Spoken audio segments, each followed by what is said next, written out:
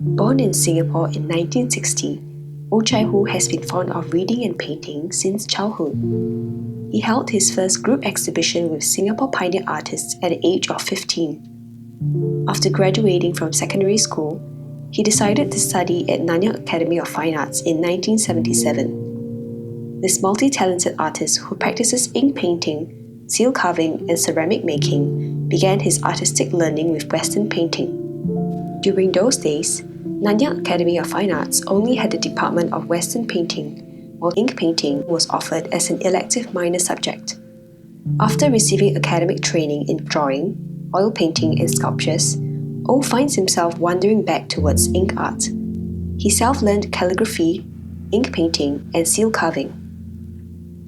A booming time of Asia economy during the 90s, Oh was commissioned with many large-scale works, a decade marked by bold experimentations and explorations of various media and technique. He had never given up on the exploration of ink art, although he was busy with work.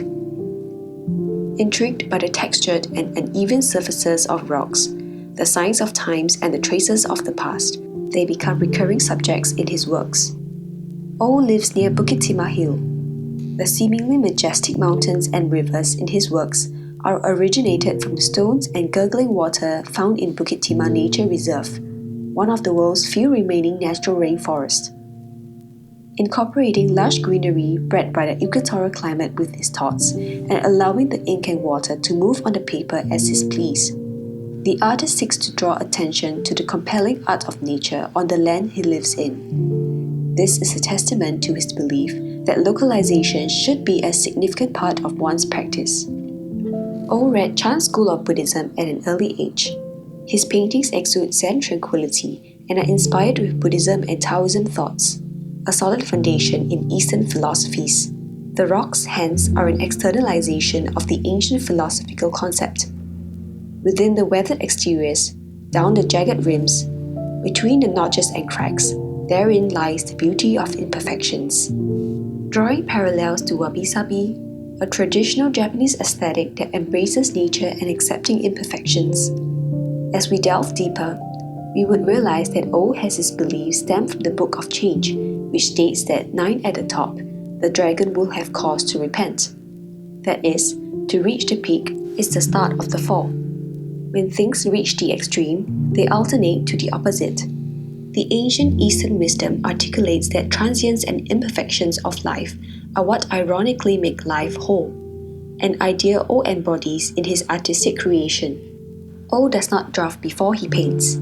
He creates spontaneously. At times, he would tear a completed painting into pieces, then collage them together to form new imageries. When inspired, he would readily inscribe words on the painting. The text enriches the image, becoming an extension and a part of the painting.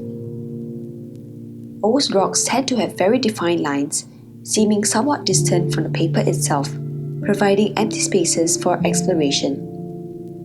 Oh believes that the viewers themselves must complete the art.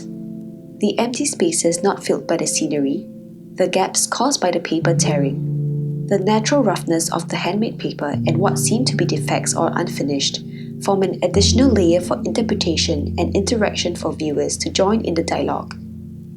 The title of this exhibition, Afar, is derived from lyricist Gao Xiaosong's work, Live a More Than Desultory Life, which resonates with Oh's reflections on and hopefulness in life. Unlike his previous monochromatic ink, this series featured ink and acrylic works. Fusing verses by Cang Yang Jia Cuo, the 6th Dalai Lama, as well as soft earthy tones, his works are bound to lead viewers to Oh's modest and genuine oasis. Oh has held various solo and group exhibitions in Hong Kong, Singapore, Taiwan, China, US, UK, Korea, and Japan. His works are also permanently collected by the National Museum of Singapore and the Istana.